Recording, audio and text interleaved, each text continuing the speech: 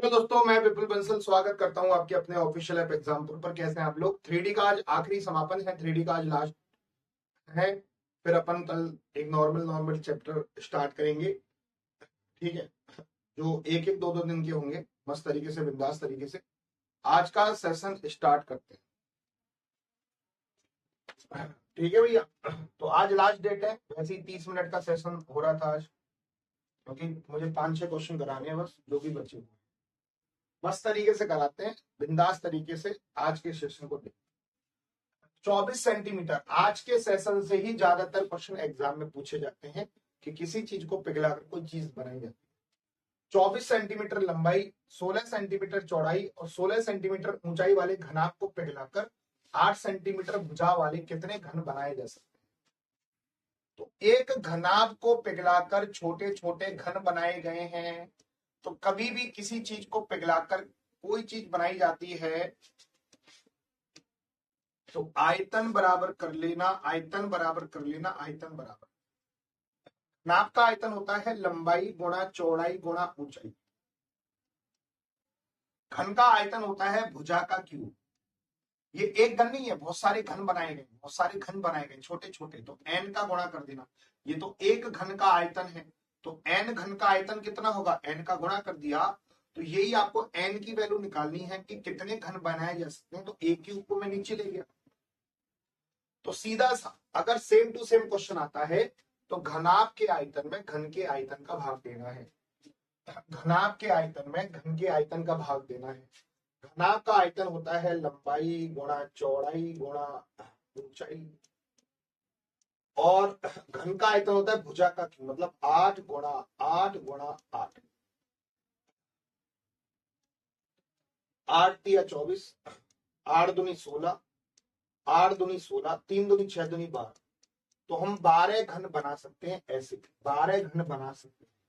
तो कुछ नहीं करना, घनाभ के आयतन में, घनाभ के आयतन में घन के आयतन का भाग देना है। घनाभ के आयतन में घन के आयतन का भाग देना है। घनाभ के आयतन में घन के आयतन का भाग देना है। किसी भी चीज को पिघलाकर कोई चीज बनाई जाती है तो आयतन बराबर कर देना सीधा। चाहे गोले से शंकु बनाओ, शंकु से बेलन, बेलन से घन, घन से घनाभ, घनाभ से शंकु, घनाभ से बेलन, अर्धगोले से गोला, गोले से अर्धगोला, सीधा सा कंसेप्ट है। एक ठोस गोले की त्रिज्या 42 सेंटीमीटर है। एक ठोस गोले की त्रिज्या 42 सेंटीमीटर है। इसको पिघलाकर समान छोटे ठोस गोले बनाए जाते हैं। तो एक बड़े गोले से छोटे छोटे गोले बनाए जाते हैं। तो बड़े गोले के आयतन में, बड़े गोले के आयतन में छोटे गोले के आयतन का भाग दे दो, छोटे गोले के आयतन का भाग दे दो, तो आपको पता चल जाएगा कि कितने गोले बनाए। गोले का आयतन होता है 4/3 πr³। घनाभ का आयतन था लंबाई गुणा चौड़ाई गुणा ऊंचाई। गोले का आयतन होता है 4/3 πr³। 4/3 से 4/3 कट गया, पाई से पाई कट गया।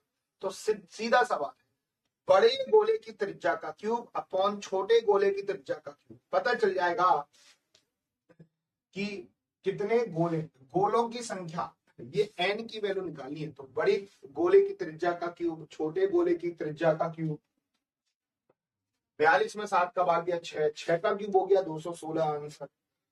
देखो बड़े गोले की त्रिज्या 42, क्यूब करोगे तो 3 बार गुणा, 42 गुणा 42 गुणा 42।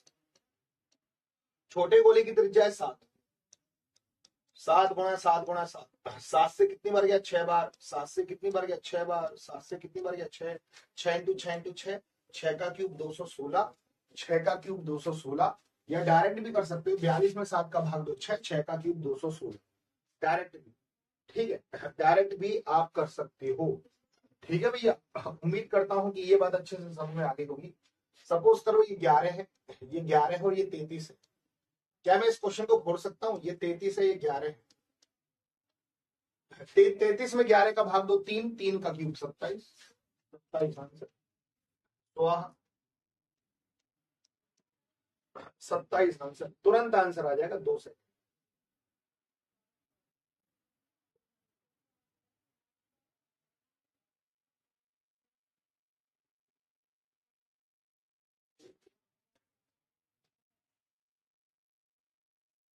धातु के घनाभ की भुजाएं 50 सेंटीमीटर, 40 सेंटीमीटर, 32 सेंटीमीटर है। इस घनाभ को पिघलाकर एक घन बनाया गया।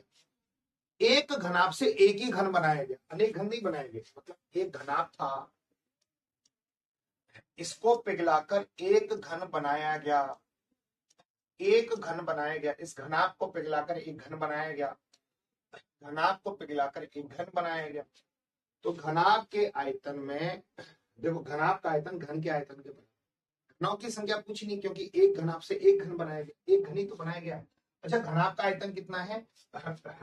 लंबाई गुणा चौड़ाई गुणा ऊंचाई। और घन का आयतन होता है भुजा का क्यूब। एन का गुणा मत कर देना, क्योंकि एक ही घन है। तो यहां से इस घन की मैं भुजा निकाल लूंगा, भुजा मतलब इन तीनों का गुणा करना। क्यूब रूट निकाल लो, इसका क्यूब रूट निकाल लो दोस्तों, क्यूब रूट निकाल ले। देखो कैसे निकलेगा इसका। जो देखो इन तीनों का गुणा करोगे ना, 5 का 20, 20 में 2 है, 2 32 का 2 से गुणा करोगे 64,000। तो इसका जब आप गुणा करोगे तो 64,000 आएगा। 64,000 होता है 40 का क्यूब। क्यूब से क्यूब कट गया, एक की वैल्यू आ गई 40। तो इस घन की अगर भुजा पूछी जाए तो 40 है। इस घन की भुजा पूछी जाए तो 40 है, 40 है दोस्तों। इस घन की भुजा 40 है। इस घन का पृष्ठीय क्षेत्रफल पूछा है। घन का पृष्ठीय क्षेत्रफल का फॉर्मूला होता है 6a²। ए की वैल्यू 40 निकाल ली, 40 का स्क्वायर 1600, 16 छक्की 9600। खेल खत्म। 16 छक्की 9600। भैया ध्यान देना, ध्यान देना। इस घनाभ को पिघलाकर एक घन बनाया गया, एक घन बनाया गया। ए की वैल्यू 40 है दोस्तों, ए की वैल्यू है 40। और आपको क्या निकालना है? 4a²। 4a², sorry 6a²। पृष्ठीय क्षेत्रफल, घन का पृष्ठीय क्षेत्रफल का फॉर्मूला होता है 6a²। ए जरूरी था, भुजा निकालना जरूरी था, भुजा हमने निकाल ली। ये 40 है, तो बाबू 40 का स्क्वायर, 40 स्क्वायर 1600, 16 छक्की 9600। आंसर मस्त तरीके से हो 9600 परफेक्ट।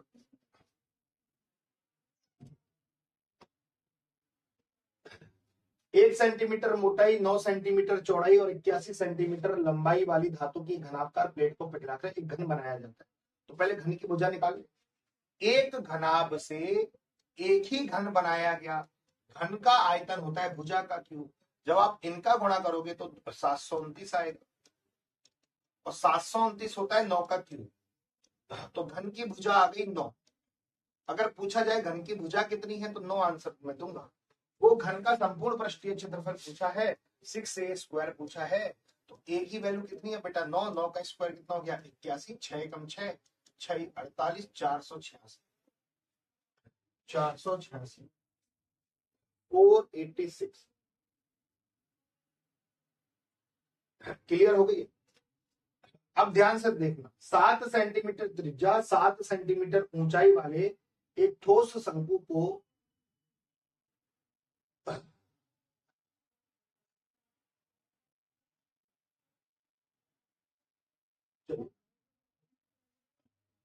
7 सेंटीमीटर त्रिज्या वाले ठोस, दो ठोस गोलों के साथ पिघलाकर 7 सेंटीमीटर त्रिज्या का एक ठोस बेलन बनाया गया। बेलन का वक्र पृष्ठीय क्षेत्रफल कितना होगा? अरे भाई ये तो अल्टीमेट है। 7 सेंटीमीटर त्रिज्या और 7 सेंटीमीटर ऊंचाई वाले एक ठोस शंकु को 7 सेंटीमीटर त्रिज्या वाले दो ठोस गोलों के साथ पिघलाकर, ये तो मौज कर दी इस क्वेश्चन ने। तो एक शंकु को दो गोलों के साथ पिघलाकर एक बेलन बनाया जाता है। एक शंकु को दो गोलों के साथ पिघलाकर एक बेलन बनाया जाता है। इस बेलन का वक्र पृष्ठीय क्षेत्रफल पूछा है। बेलन का वक्र पृष्ठीय क्षेत्रफल पूछा है। वक्र पृष्ठीय क्षेत्रफल बहुत सेकेंगे सर, मैं तो 11 का मल्टीपल ढूंढ लूंगा। ये भी 11 का मल्टीपल, ये भी 11 का मल्टीपल, 11 8 88, 11 4 44। तो मल्टीपल से काम नहीं चलेगा, आप समझे। एक ठोस शंकु को दो ठोस गोलों के साथ पिघलाकर, एक शंकु को दो गोलों के साथ पिघलाकर एक बेलन बनाया जाता है। इस बेलन का वक्र पृष्ठ पूछा है, बेलन का वक्र पृष्ठ। पहले बेलन की ऊंचाई निकाल लो, बेलन का वक्र पृष्ठ तो तभी निकलेगा। इनके आयतन बराबर करो। शंकु का आयतन होता है 1/3 पाई आर स्क्वायर एच। सबकी त्रिज्या सेम है, याद रखना, 7 7 7। इसका आयतन होता है, गोले का आयतन होता है 4/3 पाई आर क्यूब। और एक गोले नहीं है, दो गोले हैं, तो दो का गुणा करते हैं। बेलन का आयतन होता है पाई आर स्क्वायर एच। समझो, बहुत ही प्यारी सी मैं बात बता रहा हूं। देखना, पाई से पाई कट रहा है, काटो। पाई से पाई कट रहा है, पाई पाई पाई कट गया। आर स्क्वायर से आर स्क्वायर भी काट देना, क्योंकि त्रिज्या सेम है। आर स्क्वायर कट गया, यहाँ आर स्क्वायर कट गया, एक आर बच गया, यहाँ आर स्क्वायर कट गया। समझ में आ गया? इसकी ऊंचाई कितनी है बाबू? इसकी ऊंचाई है 7 सेंटीमीटर। 7 में 3 का भाग लगाओ। इसकी त्रिज्या कितनी है? 7। 4 दूनी 8, 8 7 56। 56 में 3 का भाग लगाओ। बहुत बढ़िया, बहुत गजब, मजा आ गया। बराबर h। 56 और 7 कितना हो गया? 63/3। तो ये आ गया 21। तो इस बेलन की जो ऊंचाई आई दोस्तों, वो 21 आई। इस बेलन की ऊंचाई 21 आ गई, 21। अब बेलन का वक्र पृष्ठ का क्षेत्रफल निकालने में मुझे कोई हर्ज नहीं है। बेलन का वक्र पृष्ठीय क्षेत्रफल निकालना है, और बेलन का वक्र पृष्ठीय क्षेत्रफल होता है 2 पाई आर एच। खेल खत्म। 2 पाई की वैल्यू 22/7, सबकी त्रिज्या 7 है, ऊंचाई आ गई 21। खेल खत्म करो भैया, इकाई अंक से काम चल जाएगा। 2 एकम 2, 2 दूनी 4, 4 एकम 4। तो यही आंसर होगा 924। 924 इज द राइट आंसर। ठीक है, 22 दूनी 44, 44 का 21 से गुणा कर लो। 21 चौक 84, यहां से लगी 8। 21 चौक 84, 84 और 8 92। 924 आंसर आएगा।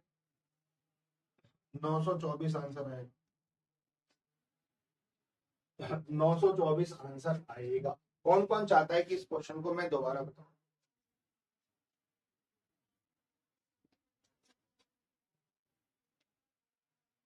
कौन कौन चाहता है कि इस क्वेश्चन को मैं दोबारा बताऊं?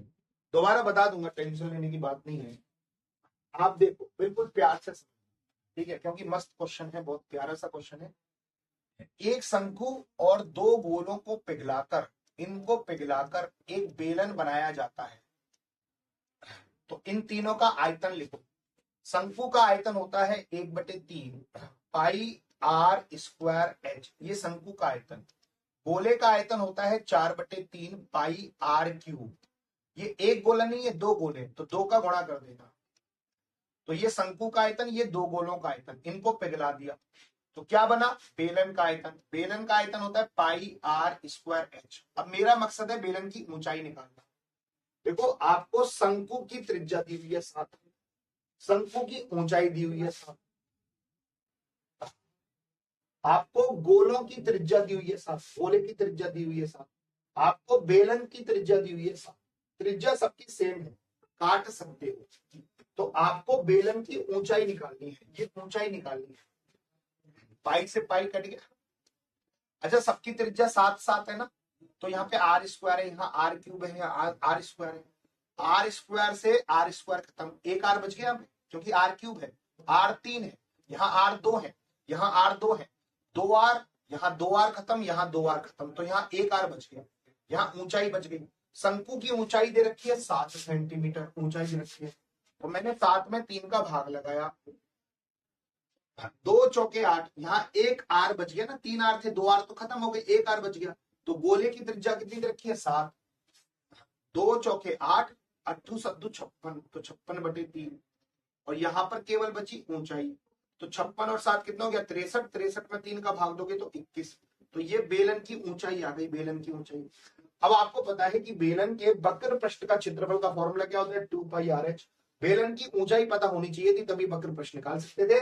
2 पाई की वैल्यू 22/7, त्रिज्या बेलन की 7 है, ऊंचाई उसकी आ गई 21। इसको सॉल्व कर लिया, आंसर आ गया 924।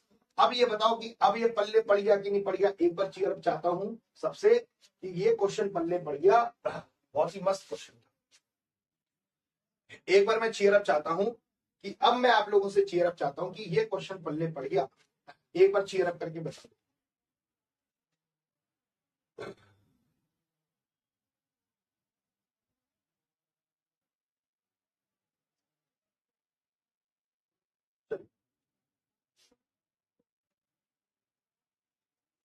6 सेंटीमीटर व्यास के ठोस तांबे के गोले को पिघलाकर 0.1 मिलीमीटर त्रिज्या वाले तार की लंबाई ज्ञात करो। तो एक गोले को पिघलाकर एक तार बनाया गया। तार बेलन की आकृति का होता है, दोनों के आयतन बराबर कर लेना। गोले का आयतन होता है 4/3 पाई आर क्यूब, बेलन का आयतन होता है पाई आर स्क्वायर एच। आर से आर मत काट देना, गोले की त्रिज्या अलग है, बेलन की त्रिज्या अलग है। गोले की त्रिज्या है 3, बेलन की त्रिज्या है 0.1 और 1 सेंटीमीटर बराबर होता है 10 मिलीमीटर।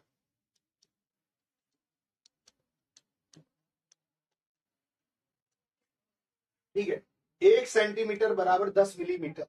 इसको मिलीमीटर में कन्वर्ट कर लेता हूं क्योंकि दोनों ही मिलीमीटर में कन्वर्ट हो जाएंगे, तो इसको मैं 60 मिलीमीटर बोल देता हूं। अगर सेंटीमीटर को मिलीमीटर में कन्वर्ट करना है तो 10 का गुणा कर देना। 60 मिलीमीटर व्यास हो गया, 30 मिलीमीटर त्रिज्या हो जाएगी। खेल खेल खत्म। अब आपका क्वेश्चन, ये ऊंचाई निकालनी है। तार की लंबाई, लंबाई को ही ऊंचाई बोलते हैं। पाई से पाई काट दो, पाई को तो सॉल्व करना ही नहीं है, पाई तो दोनों जगह सेम है। 4/3, इसकी त्रिज्या है 30, 30 30 का 3 बार गुणा, इसकी त्रिज्या है 0.1, इसकी त्रिज्या 0.1, 0.1। तो इसको मैं 1/10 लिख दूं, 1/10।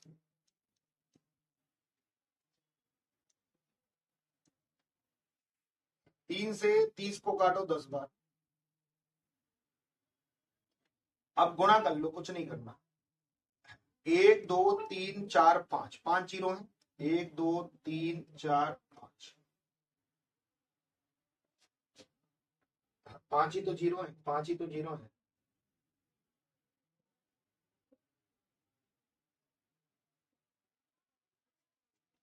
ठीक है, 3 3 9, 9 चौक 36। भैया ये आ जाएगा 36, इसमें 1 जीरो कम लिख दी।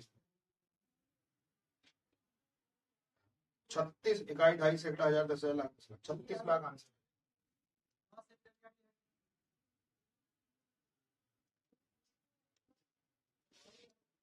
सी is the right answer, 36 lakh answer. Clear cut बात हो गई। अब ये पिघलाने वाले क्वेश्चन तो कर दोगे, सबसे ज्यादा यही क्वेश्चन पूछे जाते हैं आपके 3D सबसे ज्यादा। 21 सेंटीमीटर की आधार त्रिज्या और 30 सेंटीमीटर की ऊंचाई वाले ठोस शंकु को कितने कितने गोले बनाए जा सकते हैं। एक शंकु को पिघलाकर बहुत सारे गोले बनाए गए हैं, तो कितने गोले बनाए जा सकते हैं। शंकु के आयतन में गोले के आयतन का भाग दे दो, बहुत सारे गोले हैं तो n का गुणा होगा। तो भैया यहाँ शंकु का आयतन, यहाँ गोले का आयतन और n का गुणा होगा ना, तो इसको मैं नीचे लेके जाऊंगा। तो शंकु के आयतन में गोले के आयतन का भाग दे दो, आपको गोलों की संख्या पता चल जाएगी। शंकु का आयतन होता है 1/3 पाई आर स्क्वायर एच, गोले का आयतन होता है 4/3 पाई आर क्यूब। यहां से आपको n की वैल्यू पता चल जाएगी, n की वैल्यू पता चल जाएगी n। पाई से पाई खत्म, 3 से 3 खत्म, दोनों की त्रिज्या अलग अलग है।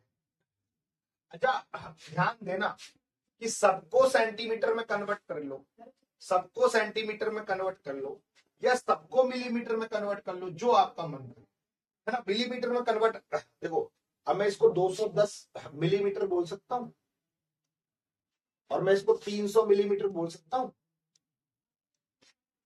ठीक है, ये भी मिलीमीटर में। अब बताओ त्रिज्या हो गई 210, ठीक, शंकु की त्रिज्या हो गई 210, 210 का मैं 2 बार गुणा कर दूंगा।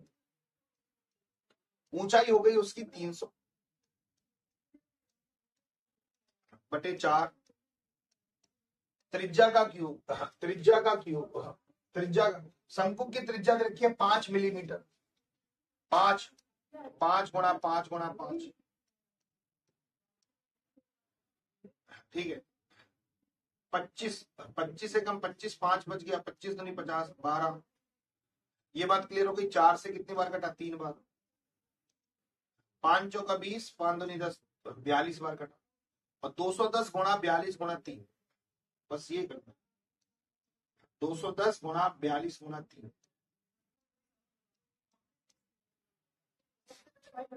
और इसको तो सॉल्व कर ही लेंगे अपन। 21 तिया 63 या 42 तिया कर लो। 42 तिया कितना हो गया? 126 इंटू 210,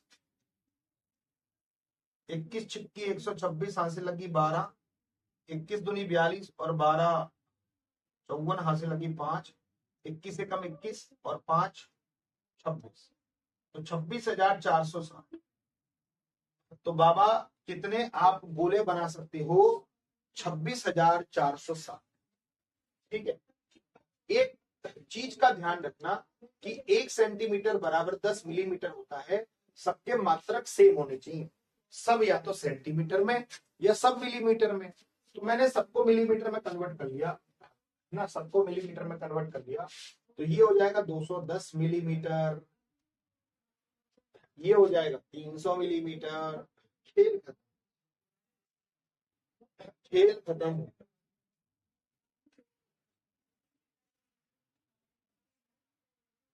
चलो, उम्मीद करता हूं कि ये बात अच्छे से क्लियर हो गई होगी। थोड़ा सा कैलकुलेशन से बचना चाहते हो तो 2-4 आप हैक कर सकते हो। कैलकुलेशन से बचना चाहते हो, देखो पाई से पाई कट गया, 3 से 3 कट गया, तो आर का स्क्वायर। इस शंकु की त्रिज्या, शंकु की त्रिज्या देखिए 210, 210 का स्क्वायर मतलब 210 का 2 बार गुणा, और उसकी ऊंचाई देखिए 300, नीचे है 4, और उस गोले की त्रिज्या दे रखी है, सॉरी शंकु की त्रिज्या दे रखी है, सॉरी गोले की त्रिज्या दे रखी है, गोले की त्रिज्या 5 मिलीमीटर, 5 का क्यूब,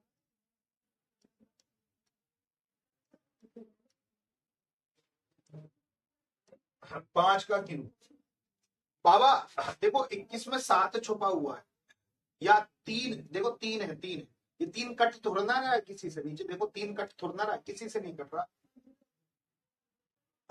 तो आप 3 का मल्टीपल चेक कर लो, 3 का मल्टीपल चेक कर लो, 3 का मल्टीपल, 3 और 2 5, ये 3 का मल्टीपल नहीं है। 8 और 1 9 खत्म, 6 खत्म 2, ये 3 का मल्टीपल नहीं है। 5 और 2 7, ये भी 3 का मल्टीपल नहीं है। केवल यही ऑप्शन 3 का मल्टीपल है। अगर आप कैलकुलेशन से बचना चाह रहे हो तो आप इकाई अंक, मल्टीपल, इनसे आप जा सकते हो, तो क्वेश्चन बिल्कुल आसान हो जाएगा, मस्त तरीके का। समझ में आ गया? 3 है ना, अब ये देखो 3 कट छोड़ना रहा है किसी से नहीं कट रहा। अगर कट रहा होता तो 3 बचता ही नहीं, अगर कट रहा होता तो बचता ही नहीं ना, तो 3 का मल्टीपल क्यों चेक करता, फिर और दूसरी चीज ढूंढता। तो 3 नहीं कट रहा है, तो 3 का मल्टीपल ये सी ऑप्शन हो गया। 3 का मल्टीपल आप तुरंत चेक कर सकते हो, तुरंत प्रभाव से आंसर मिलेगा, इस तरीके से बिंदास तरीके से मौज हो गई। तो इसको जब हम सॉल्व करेंगे तो 26,460, 26,460।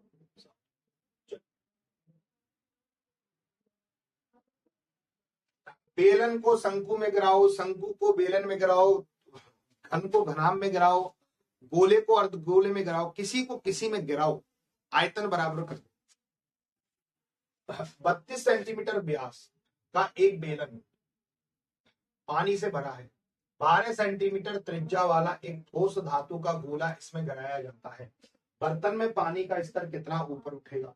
बेलन का आयतन गोले के आयतन के बराबर कर लेना, गेम खत्म। बेलन का आयतन होता है पाई आर स्क्वायर एच, गोले का आयतन होता है 4/3 पाई आर क्यूब। क्योंकि बेलनाकार बर्तन में पानी भरा हुआ है, इसमें गोला गिराया गया है, गोला, ठीक है, दोनों के आयतन। तो पानी का स्तर कितना ऊपर बढ़ेगा, ये एच निकालना है, ये एच निकालना है, गेम खत्म, पाई से पाई खत्म। बेलन की त्रिज्या दे रखी है 32, तो व्यास दे रखा है त्रिज्या हो जाएगी 16, 16 का स्क्वायर, 16 इंटू 16। ऊंचाई आपको निकालनी है 4/3। त्रिज्या का क्यूब, त्रिज्या कितनी दे रखी है 12, 12 का क्यूब मतलब 12 गुणा 12 गुणा 12। ठीक है,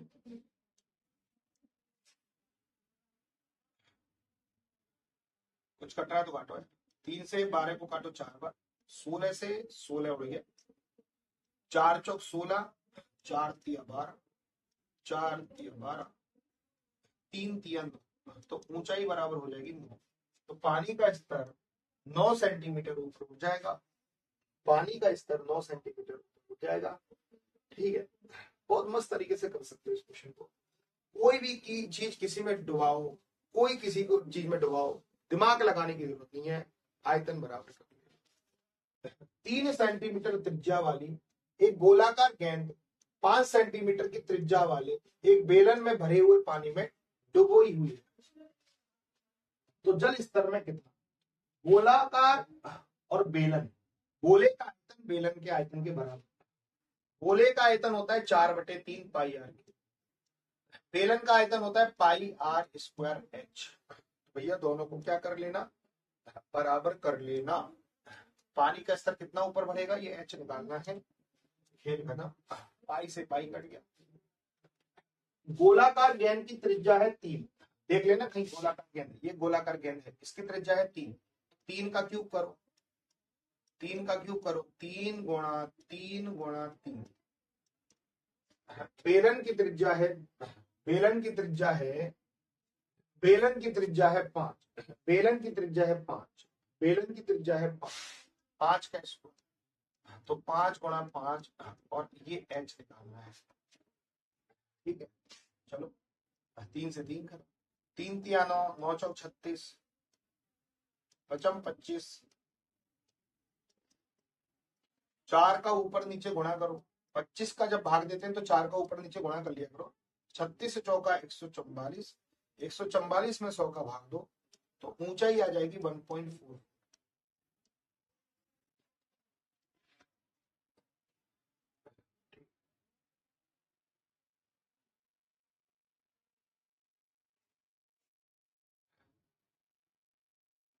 ये भी अटपटा लगता है, क्योंकि बहुत सिंपल है।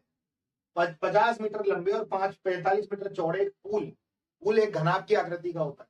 90 व्यक्ति डुबकी लगाते हैं। यदि व्यक्तियों द्वारा पानी का विस्थापन 1 मीटर क्यूब है तो पानी का, अच्छा एक बात, एक पूल में 90 व्यक्ति कूदते, 90 व्यक्ति कूदते, 90 व्यक्ति कूदते, ये व्यक्ति हैं जो व्यक्ति हैं। तो इस पूल का आयतन, ये पूल घनाभ की आकृति का होता है, तो इस पूल का आयतन मतलब घनाभ का आयतन, घनाभ का आयतन बिल्कुल समझो दोस्तों, घनाभ का आयतन व्यक्ति के आयतन, व्यक्ति के आयतन, और ये एक व्यक्ति नहीं है, बहुत सारे व्यक्ति हैं, तो n का गुणा कर लेना। ठीक है, ऐसे तो होगा। इस पूल का आयतन इन सभी व्यक्तियों के आयतन के बराबर। पूल का आयतन, अरे व्यक्ति को डुबाओ, गोले को डुबाओ, मुझे डुबा दो, शंकु को डुबा दो, पूल में आयतन बराबर करना है, सीधी सी बात। यहाँ व्यक्ति है, ये व्यक्ति है ना, व्यक्ति आदमी है, बहुत सारे आदमी, और आदमी का कोई फॉर्मूला नहीं होता। जैसे गोले का आयतन होता है 4/3 पाई आर क्यूब, शंकु का होता है 1/3 पाई आर स्क्वायर एच, बेलन का होता है। आदमी का कोई फॉर्मूला थोड़ा होता है आयतन निकालने का। उसने तो आदमी का आयतन दे रखा है कि एक आदमी 1 मीटर क्यूब आयतन रखता है, 1 मीटर क्यूब, मीटर क्यूब का मतलब आयतन। उसने व्यक्ति का आयतन दे रखा है 1, व्यक्ति का आयतन दे रखा है 1। अब बिल्कुल ध्यान से समझो, घनाभ का आयतन इन सभी व्यक्तियों के आयतन के बराबर। कितने व्यक्ति कूदे? 90 व्यक्ति कूदे। घनाभ का आयतन होता है लंबाई गुणा चौड़ाई गुणा ऊंचाई। कितने व्यक्ति कूदे? 90, और हर व्यक्ति का आयतन कितना है? 1। घनाभ की लंबाई दे रखी है, घनाभ की लंबाई ये रही, चौड़ाई ये रही, और घनाभ की ऊंचाई निकालनी है। खेल तो लंबाई कितनी है बाबू? 50, ऊंचाई कितनी है? 45, सॉरी चौड़ाई 45 है, ये ऊंचाई निकालनी है। 90 का 1 से गुणा करोगे 90, 45 दूनी 90, 50 को नीचे ले जाओ, 2/50, अच्छा, ये मीटर में, ये भी मीटर में, ये भी मीटर में, तो आंसर ऊंचाई मीटर में भी आया। ये मीटर में किसी को कन्वर्ट नहीं किया, ये मीटर है, ये मीटर है, ये मीटर, तो आंसर भी हमारा ऊंचाई मीटर में आया है। सभी मीटर में थे तो ऊंचाई मीटर में आ गई। तो वो कह रहा है कि ऊंचाई बतानी है सेंटीमीटर में, तो बस मीटर को सेंटीमीटर में कन्वर्ट कर लेना, 100 का गुणा कर।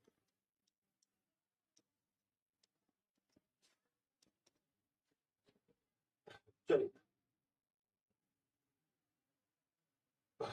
ये बताइए कि ये मामला सेट हो गया। चीयर अप चाहता हूं आपसे, अगर ये मामला सेट हो गया हो तो चीयर अप चाहता हूं,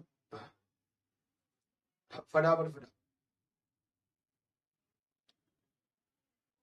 फटाफट फटाफट जल्दी से। मैं सभी से चीयर अप चाहता हूं कि ये मामला सेट हो गया दोस्तों। हाँ, तो आज आपका 3D खत्म होता है बहुत अच्छे से। तो मेरे प्यारे साथियों, बहुत अच्छे से तैयारी करना है आप लोगों को। अब छोटे छोटे चैप्टर में बढ़ा देता हूँ, एक दो दिन के जो चैप्टर हैं, जो मतलब हल्के फुल्के जो चैप्टर हैं, मिसलेनियस क्वेश्चन, मिसलेनियस चैप्टर जो है, मिसलेनियस मतलब 7-8 साल में एक आध बार क्वेश्चन पूछा जाता है, मिसलेनियस क्वेश्चन। जैसे संख्या पर आधारित प्रश्न, संख्या पर आधारित प्रश्न, कल जो चैप्टर होगा वो ये होगा। फिर उसके बाद नल और टंकी, नल और टंकी में से क्वेश्चन नहीं आता, आएगा किस में से, आपके टाइम एंड वर्क में से। फिर भी मेरे को कराना जरूरी है। 1-2 दिन का ये है, 2-3 दिन का ये, मेरे प्यार, ठीक है बाबू।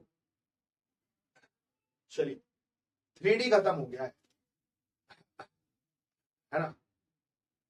अब आपके पास 1.5-1 महीने हैं, खूब तैयारी करो, आराम से खूब प्रैक्टिस करो मेरे प्यारे साथ, बहुत अच्छे से प्रैक्टिस करो। अब सभी के सभी साथी जितने भी हैं यूट्यूब पर उतर जाओ प्रैक्टिस सेशन। मेरी यूट्यूब पर 3 क्लास होती है, सुबह 8 बजे, शाम 7 बजे और शाम 8 बजे। इन 3 क्लासों में उतर जाओ मेरे प्यारे साथियों। यहाँ थोड़े से मीडियम और हार्ड लेवल के क्वेश्चन चलते हैं, यहाँ सिंपल टू मीडियम लेवल के चलते हैं, यहाँ तीनों टाइप के चलते हैं, सिंपल भी आ जाएगा, मीडियम भी आ जाएगा, हार्ड टाइप का भी आ जाएगा। ठीक है, इन तीनों क्लासों को आप कोई सी भी 2 क्लास ले लो, तीनों के तीनों ले ली तो सोने पे सुहागा, सीधी सी बात है, फुल में से फुल मार्क्स आने चाहिए।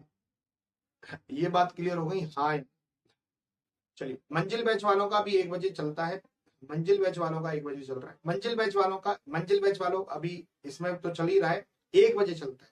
तो आपके जो टॉपिक हैं परसेंटेज, प्रॉफिट लॉस, SICI, क्योंकि 11 बजे वाले बैच में तो खत्म हो चुके हैं सब। मंजिल बैच वालों का 1 बजे भी चलता है ना, तो परसेंटेज पूरा अरिथमेटिक मंजिल बैच वालों का 1 बजे चल रहा है। मंजिल बैच वालों की बात नहीं कर रहा हूँ इस बैच में, अरे गधो, मंजिल बैच वालों की बात नहीं कर रहा हूँ, बेबुद्धियों। मंजिल बैच वालों का 1 बजे चल रहा है ना, percentage, profit loss, SICI time, उसमें चल रहा है। कतई कतई बिल्कुल यार, उत्सुक हो पड़ी हूँ। यहाँ पर मैंने मंजिल की बात ही नहीं की है, मैं यहाँ पे बात कर रहा हूँ बेटा परिवर्तन बैच की, शिकारी बैच की। परिवर्तन बैच कंप्लीट हो गया है, 1-2 दिन के चैप्टर और बचे हुए हैं मेरे प्यारे से, टाटा बाय बाय, 1-2 दिन। शिकारी बैच का इनके बाद बचेगा एडवांस, और शिकारी बैच में एडवांस वही करना जो CGL की तैयारी कर रहे हैं। उनके बाद में कराऊंगा ट्रिग्नोमेट्री, ज्योमेट्री और एलजेब्रा, ये 3 टॉपिक कराऊंगा, ट्रिग्नोमेट्री, ज्योमेट्री, एलजेब्रा। जो CGL और CHSL की तैयारी कर रहे हैं वही करना, बाकी जो Delhi police, SSC GD, UP police constable की तैयारी कर रहे हैं वो एडवांस के इन टॉपिकों को नहीं पढ़ना, कोई मतलब नहीं है, आएगा ही नहीं। CGL में, CHSL में आता है। ठीक है, शिकारी बैच कंप्लीट बैच है मैथ का, और परिवर्तन बैच जो है सिलेबस के अकॉर्डिंग। ठीक है, इस चैप्टर के बाद ये कंप्लीट है, टाटा बाय बाय। शिकारी फिर आगे ये करना, ये खत्म हो जाएगा, फिर शिकारियों का ये कराऊंगा मेरे प्यारे साथियों। मंजिल बैच वालों का 1 बजे चल, बहुत शानदार। DI की वीडियो मैं कल तक अपलोड करा दूंगा, कल तक। वैसे कराता नहीं, क्योंकि जो मेरा सिलेबस है उसमें DI तो आता ही नहीं है, फिर भी यूपी SSC PET वाले को DI पढ़ना होता है, क्योंकि मेरा बैच यूपी SSC PET का तो नहीं है। फिर भी मैं DI की वीडियो डलवा दूंगा आपकी मस्त तरीके से। कुछ 2-4 वीडियो और एक्स्ट्रा डलवाऊंगा मैं, 2-4 एक्स्ट्रा वीडियो डलवाऊंगा, उनको पढ़ते रहना, एक्स्ट्रा ही होंगी वो, मतलब थोड़ा सा ज्ञान मिलेगा उनसे।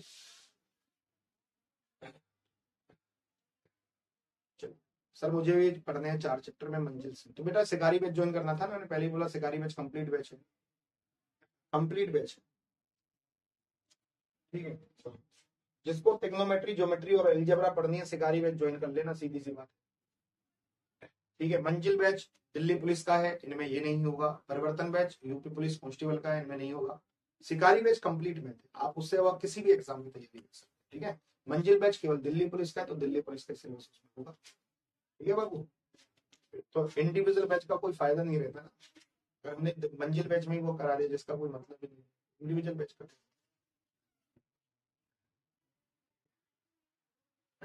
चलिए 3D खत्म होता है, कल अपन ये चैप्टर पढ़ेंगे संख्या पर आधारित।